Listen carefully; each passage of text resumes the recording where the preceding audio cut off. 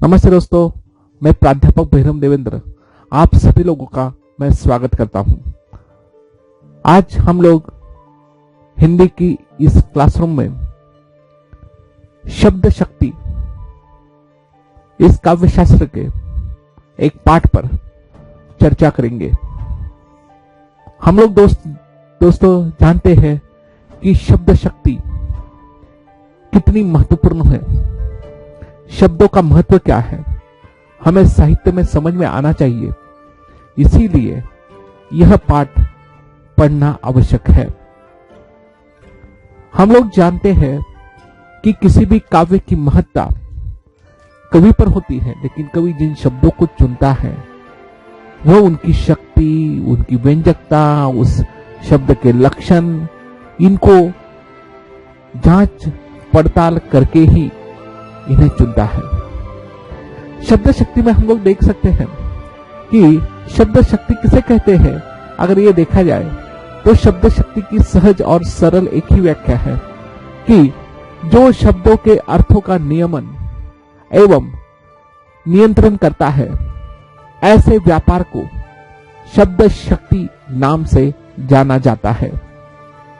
मतलब हम लोग जानते हैं कि अर्थों का नियमन और नियंत्रण यह किसी भी भाषा के व्यक्ति को या भाषा लिखने वाले को यह ध्यान में रखना चाहिए कि हम लोग जिस शब्दों का प्रयोग करते हैं, जिस भाषा का प्रयोग करते हैं, उन शब्दों की शक्ति को पहचाने, उन शब्दों को नियंत्रित रूप में इसका प्रयोग करें, इसे समझना बहुत ही जरूरी है। इसलिए दोस्तों, हमें शब्दों की शक्ति को पहचानने वाली इस पद्धति को समझना जरूरी है, इसके स्वरूप को समझना जरूरी है। हिंदी के विद्वान डॉक्टर भारद्वाज के अनुसार देखें तो शब्द शक्ति उस माध्यम अथवा कारण को कहते हैं जिससे अर्थ स्पष्ट, मतलब शब्द शक्ति उस माध्यम को कहते हैं जिससे अर्थ स्पष्ट अथवा ग्रहण करने में सहायता प्राप्त होती है।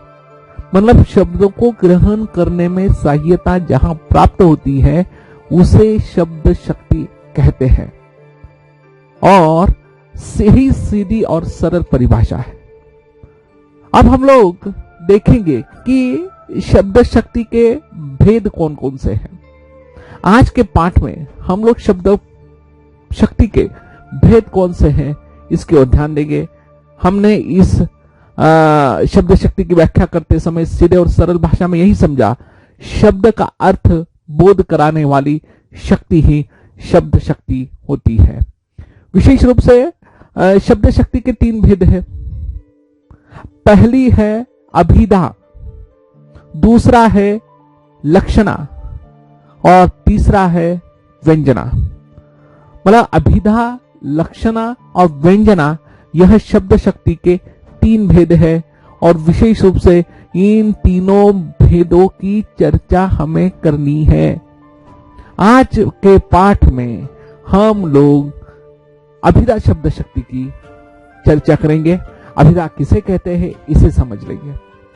हम लोग जानते हैं दोस्तों, हम लोग जानते हैं अभिधा विशेष रूप से एक ऐसी शक्ति है कि मैं आप लोगों के साथ जो वार्तालाप कर रहा हूं, आपके साथ जो बातें कर रहा हूं, ये बातें आपको सीधी समझ में आ रही है और इसका जो सरल अर्थ आपको मुख्य अर्थ समझ में आ रहा है, इसे ही अभिधा शब्द शक्ति कहती है। क्योंकि इन बातों में ना कोई षड्यंत्र है, ना कोई बात है, ना कोई ताना है। आप लोगों को सीधे और सरल भाषा में मैं आपसे बातें कर रहा हूं, और यही व्याख्या है अभिधा की। अभिधा शब्द शक्ति के द्वारा शब्दों के मुख्यार्थ अथवा साक्षात संकेतार्थ जो होता है, विशेष रूप से हम कह सकते हैं कि शब्द के प्रथम अर्थ को अभिव्यक्त करने वाली शक्ति ही अभिधा शब्द शक्ति होती है। अथवा अभिधा को तो यह भी कहा जाता है जो मुख्य अर्थ होता है, जो अग्रक्रम में उसका अर्थ समझ में आता है, उसे अभिधा शब्द शक्ति कहते हैं। दोस्तों समझ लीजिएगा कि अभिधा शब्द शक्ति किसे कहते हैं, जो मुख्य अर्थ, प्रथम अर्थ सामने वाला पाठक, सामने वाला श्रोता उसे प्राप्त करता है, समझ लेता है। मतलब सरल भाषा में कहूं कि उसको अनुग्रहण करता है। जो पहला अर्थ होता है वही अभिधा शब्द शक्ति होती है। कभी कभी होता है सीधी बात जो पहले समझ में आती है, जिसका अर्थ ग्रहण करना होता है, उसे ही शब्द शक्ति। हमें बिहारी का प्रसिद्ध दोहा याद है दोस्तों, कनक कनक ते सौगुनी मादकता अधिकाय, यही खाए बौराए वही पाए बौराए। अब कनक कनक ते सौगुनी मादकता अधिकाय, इस दोहे में कनक का अर्थ, मुख्य अर्थ दिया गया है। एक कनक का अर्थ है, हम लोग जानते हैं कि संपत्ति, सोना, धतुरा। दूसरे कनक का अर्थ धतुरा है, भांग है, तो इस अर्थ में दिया गया है। तो यहां पर कनक का मुख्य अर्थ हमें परिलक्षित होता है। इसके उदाहरण अनेक हैं, जैसे घर, तरु, चंद्र, घोड़ा, पशु, घड़ा, जल, अनेक उदाहरण हम लोग शब्द ले सकते हैं। देवराज, पंकज, सारे उदाहरण हैं। अब इसी शब्दों का विश्लेषण किया जाए तो मैंने 2-4 शब्द लिए, घोड़ा, देवराज, पंकज, ये 3 ऐसे शब्द लिए कि तीनों का स्वरूप अलग है। अब ऐसे ही मुख्य अर्थ वाले शब्दों के स्वरूप के आधार पर अभिधा शब्द शक्ति के और 3 भेद होते हैं। मतलब फिर से ध्यान रखिए, शब्द शक्ति के 3 भेद है, अभिधा, लक्षणा, व्यंजना। उसमें से अभिधा शब्द शक्ति के और 3 भेद है।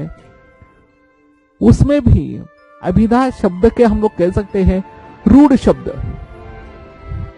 या रूढ़ अभिधा, मतलब रूढ़ शब्द। दूसरा भेद है यौगिक शब्द और तीसरा भेद है योग रूढ़ शब्द। यानी अब अभिधा के 3 प्रकार हैं। अब मैंने तीनों प्रकारों के शब्दों का आपको उदाहरण दिया था। तो रूढ़ शब्द कौन से हैं? तो दोस्तों रूढ़ शब्द है जिसमें हमने लिए थे कि रूढ़ या रूढ़ी शब्द वो होते कि जिसकी व्युत्पत्ति न हो सके, जिसकी व्युत्पत्ति न हो सके उन्हें रूढ़ शब्द कहते हैं। उदाहरणार्थ घर, तरु, चंद्र, घोड़ा, पशु, पेड़, पत्ता, लड्डू, पौधा, ऐसे शब्द हैं। अब इन शब्दों के बाद हम लोग देखेंगे यौगिक शब्द, मतलब यौगिक अभिधा शब्द शक्ति।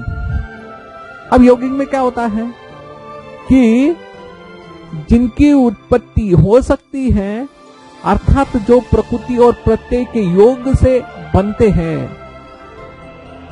मतलब यहां पर प्रत्यय का योग आवश्यक है, उसे यौगिक शब्द शक्ति कहते हैं। अब इसमें कैसे, मतलब हम लोग जानते हैं, हम लोग इतने इन शब्दों का प्रयोग करते हैं लेकिन हम ध्यान नहीं देते। उदाहरणार्थ अब यौगिक शब्द शक्ति के बारे में, विद्यालय कितना आसान शब्द है।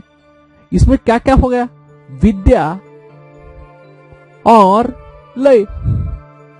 विद्या और लय को एक साथ जोड़ दो तो होता है विद्यालय। इसे कहते हैं यौगिक शब्द। और यही शब्द शक्ति का जो पहली शक्ति है अभिधा का, यह दूसरा भेद है। मतलब अभिधा का पहला भेद हमने देखा रूढ़ शब्द, मतलब जिसकी उत्पत्ति न हो सके। दूसरे देखे जिनकी उत्पत्ति हो सकती है लेकिन प्रकृति और प्रत्यय के योग से जो शब्द बनते हैं उसे यौगिक शब्द कहते हैं। अब तीसरा भेद जो है वह तीसरा भेद है योग रूढ़ शब्द। अब ये योग रूढ़ शब्द कैसा है, मतलब हम लोगों ने जैसे देखा कि ये योग भी है और इसमें रूढ़ी भी है और इसीलिए इसे योग रूढ़ शब्द कहते हैं। मतलब इसकी व्याख्या करनी हो तो हम लोग ऐसे कर सकते हैं, जो यौगिक होते हैं फिर भी उनका अर्थ रूढ़ होता है, ऐसे शब्द को योग रूढ़ शब्द कहा जाता है। ऐसे शब्द को योग रूढ़ शब्द कहा जाता है। ये अभिधा का तीसरा भेद है। इसके उदाहरण के लिए हम लोग देख सकते हैं कि हमारा प्रिय शब्द पंकज। अब पंकज में पंक और ज को जोड़ा है। पंक अर्थात कीचड़ और ज अर्थात उत्पन्न। मतलब ज शब्द का ही अर्थ जैसे शब्द होते अनुज, जो आखिर में लगाया जाता है, इसी अर्थ में हम लोग लिए तो पंकज अर्थात कीचड़ और ज अर्थात उत्पन्न। कीचड़ से उत्पन्न, उसे जो कीचड़ से उत्पन्न हुआ है, जो कीचड़ में जिसका निर्माण हुआ है, उसे कहते हैं पंकज। तो पंकज शब्द योग रूढ़ शब्द का उदाहरण है। इसमें अनेक उदाहरण है। पंकज है, गिरिधर है, नीलकंठ है, चक्रधर है, पशुपति है, गणनायक है। इस प्रकार के शब्दों को योग रूढ़ शब्द कहा जाता है। तो दोस्तों, आज के पाठ में हम लोगों ने देखा, फिर से हम लोग एक बार देख लेंगे कि आज के पाठ में हम लोगों ने देखा कि शब्द शक्ति किसे कहते हैं, जो शक्ति शब्द का अर्थबोध कराती है, जो शब्दों का नियंत्रण या शब्दों की व्यवस्थित रचना और शब्दों की शक्ति का परिचय कराती है, उसे शब्द शक्ति कहते हैं। शब्द शक्ति के 3 भेद हैं। 3 में पहला है अभिधा शब्द शक्ति, दूसरा है लक्षणा शब्द शक्ति और तीसरा है व्यंजना शब्द शक्ति। इन तीनों में आज हम लोगों ने पहला भेद देखा, अभिधा शब्द शक्ति। और इस अभिधा के कितने भेद हैं? तो रूढ़, यौगिक और योग रूढ़। अब इन 3 प्रकार के भेदों के बाद आज के पाठ में आप सभी लोगों को मेरी विनती है और आप लोगों को कह सकता हूं कि आप लोग यौगिक शब्द, रूढ़ शब्द, योग रूढ़ी वाले शब्द, इनका एक संग्रह करें और अपनी नोटबुक में इसकी लिस्ट बनाएं और ऐसे शब्दों से अपना ज्ञान का भंडार बढ़ाएं। और जिस काव्य में जहां जहां आप लोगों को अभिधा शब्द शक्ति नजर आती है, तो उसके उदाहरणों को इकट्ठा कीजिए। ठीक है, धन्यवाद दोस्तों। और आपकी कोई समस्या होगी, इसका भी आप लोग इसका निराकरण कर सकते हैं। इसलिए आप सभी लोगों को मैं धन्यवाद देता हूं। आज की पाठ की प्रतिक्रिया आप हमें मेल पर और व्हाट्सएप पर मुझे पहुंचा सकते हैं। और आज की क्लासरूम का ये प्रथम पाठ समाप्त होता है। धन्यवाद। जय हिंद, जय कर्मवीर।